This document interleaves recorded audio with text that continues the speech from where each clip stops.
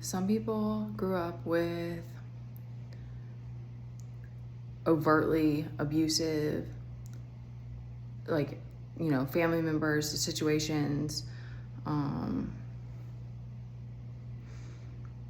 I guess it's a little bit, whatever, in different ways it's different for all of us.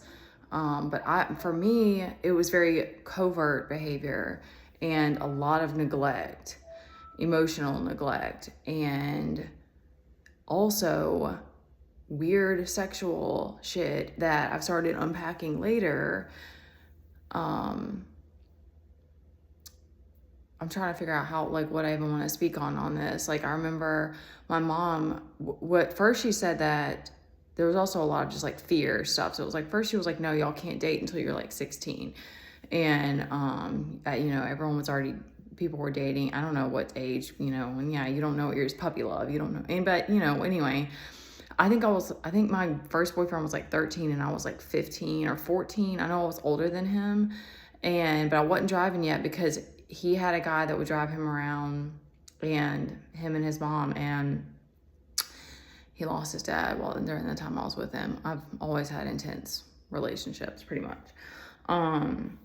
And he and my mom would drive us around, and she let him sleep over. Like, he would, so wild to me now.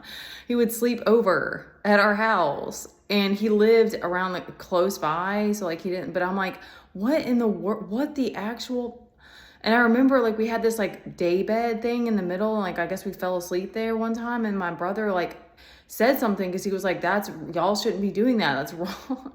Like we never had sex. I have to spell it.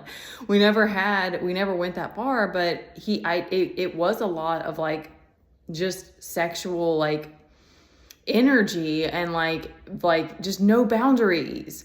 And then I remember another time, like my mom, we had this like, what do you call it, like a key party where like everybody comes and you keep your keys there. So it's like no one can leave, and it's like you're allowed to drink but you can't leave. And my mom didn't throw a bunch of those, so she wasn't like we weren't like, that wasn't like a big thing.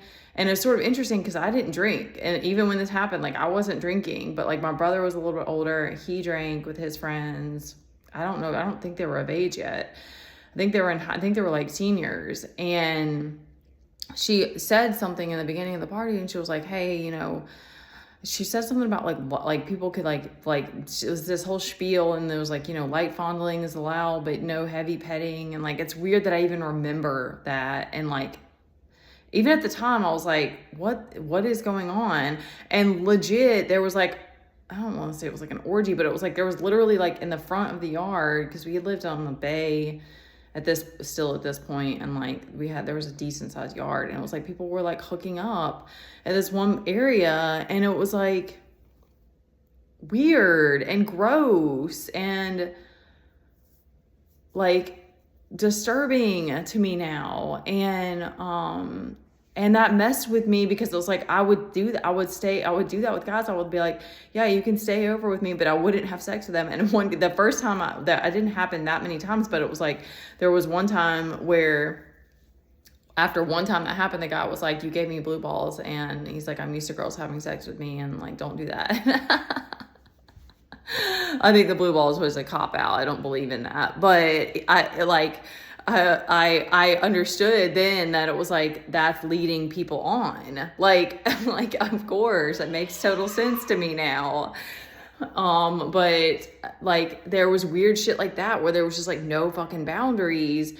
And,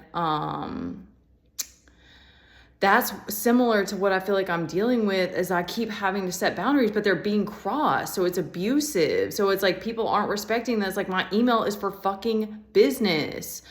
And some of these people have been coming to me saying like, hey, I want to be a moderator, or hey, I want a reading. And then it turns into something else. So it's like, and I would love to have friends. I'd love to have clients. I'd love to be able to still connect with people. I'm in isolation. Like, other than the times I'm in public, I'm not talking to people.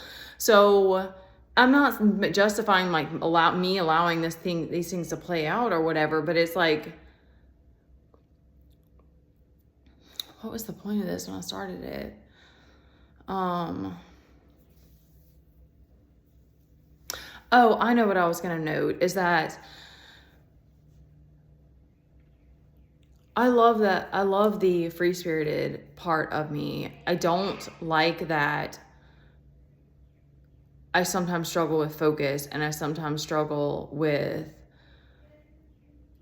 I don't even think it's consistency, because we live our days are very like similar, and it's not, but like I don't like, I feel like there's only like so much I can handle right now. And I don't know if it's because I'm still figuring out how to like make time for enough meditation, or if it's my eating, or I don't know what it is, or if it's just like, that's how I am. I don't know. Because I feel like I could be doing more, like I could be taking on more, and I'm not. And so I don't like that I'm in that space, but I don't hate myself for it either. And it's made it even harder doing this whole showing up and doing a channel, because I am trying to figure out where I can fit in work. And instead of it being a prosperous environment, it's been a toxic one. And I'm just constantly having to fight for my right to show up. Like, it's like, doesn't make any sense. And I was going to say, like, another thing is that I realized, like, my parents, it was enabling was the other thing, because like it was so normalized that my dad would just drink and that like whatever. And my mom still just enables him, because he never had to change. And he just showed up and made sure there was enough money, or made sure she was good. And then she didn't talk about their drinking. And so he just got away with it or whatever. And it still is like the same kind of thing. And I realized that it was a similar thing with me with work, because I used to like I went after, but I chased passions, and I'm grateful that I did. I'm grateful that I was able to do that and find things that I'm passionate about, because that, to me, even if you're not making money, it still keeps you inspired. And that's kind of like what I'm trying to figure out how to bring dance back, because I've been lacking inspiration. But my mom didn't, like, even though she didn't work when we were growing up, and then she worked later, but she didn't they didn't teach me anything about money, or like instill like, you need to make your own life. And like, but I subconscious, like, because the whole Jezebel energy, I took that on and kind of did the same thing with my ex, and just like let him have all the power and control. And I did have a job, but I wasn't like doing all of those things on my own. And so I've been having to like learn all of this stuff alone, and realizing that I'm not even like very motivated by that. I was going to say, my parents also enabled that. I think that there's also this sort of like it created this habit, because my mom, I know I'm trying to finish this, sweetie. He's been all over me lately. My mom would get mad at me. Like I was, at one point I was working, and I was able to like put money, like pay off my credit card. And then once I stopped working and I was like just focused on Teddy, I started racking it up, because whatever, I wasn't budgeting as well, like just whatever, we didn't have enough. And so, and we've been on a budget since I can remember, like at least me since I've been a mom. But so it's not like I'm just like spending everywhere. I don't have, I mean, I do love clothes and stuff, but I haven't bought new clothes. Y'all are taking my word for it, but you see me in the same clothes. Like I haven't bought new clothes in like 4 years. I did get one workout outfit, and some lingerie. That was it. But anyway, okay. So my mom got really mad. She would get mad and like shame me about these things. Or like, I remember like about my credit card, I'm trying to stay on track here. And then she paid it off. So it was like, she made me feel bad because I wasn't able to, but I was like, well, I need a job. Like I need you guys to help me so I can work. And I remember that when Teddy was first in school, I was doing a network marketing thing. And so that was the job I was doing.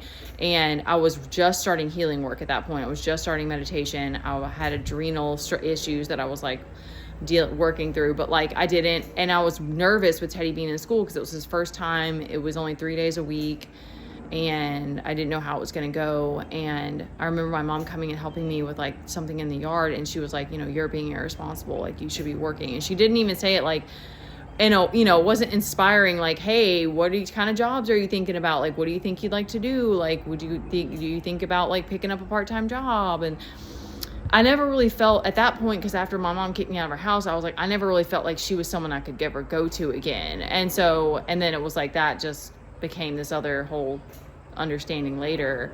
And because like I still don't have this like emergency person that I know that I can go to. And although I've been going back to my family, so that's healing that I'm still having to like do. And but for me, part of this to me is like standing up for myself. Like, why would I just throw away almost 3 years of my life? And I know I'm gifted with tarot. I'm not like I'm not out here, there is no best. Like, it's not like that, but I'm like, I know it's a gift that I have. I know dance is a gift that I have. Like, why should I not be reciprocated with money for that when I am doing Uber? Like, I don't know what other kind of side jobs I can do. Like, but I'm like, I'm pouring into those things. And why shouldn't I have more followers? Like, I don't care. That's not what it's about. I don't actually care about that, but there's something there because there's blocks that are not opening. There's like, it feels like there's like the levee needs to break or something. Like, there's levees that are like holding it back. And I know that I've been mistreated, that with it, the way all of these fake accounts, it's abusive. Like, it's just, I don't know how else to describe it anymore. And I've not actually been crying. It looks like it. I didn't get a lot of sleep last night. I know being seen is part of this for me. All of the jobs I've ever, I don't know about all of them, but like,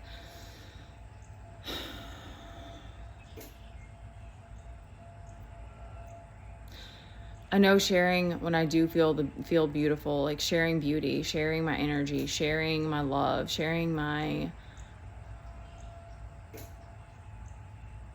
lust for life, like all of those things. But it's like, that does require a safe space.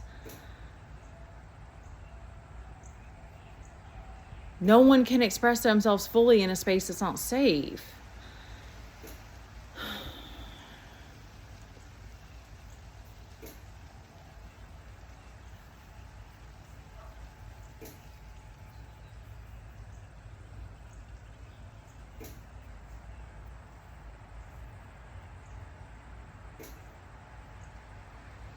I guess the point of this is that it's hard to keep, it is hard to wait. It's hard to face the fact that like I've been enabled in my life, and that enabled to like be coddled by people essentially, and like in a very like sick and abusive kind of way. Whereas like I didn't have a job, and then they bailed me out, and then they're like, I don't even know. You lose self-worth being around these kinds of situations, and it does take a lot to get yourself back up.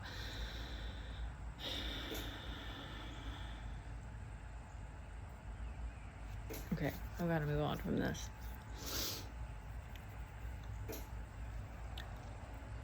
I'm ready to make whatever changes I still need to make to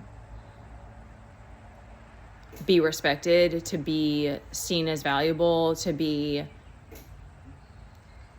treated like a fucking human, like and so I guess I'm gonna end it there, because I feel like it's blind spots. I don't know what I'm missing right now, and but I'm not gonna just give up the 3 years that I've poured into this. And I don't just have this like easy answer for work right now, because my kid is always with me. So I'm not just going to give up on this. And I don't appreciate the abusive behavior that I've been given. It's sick.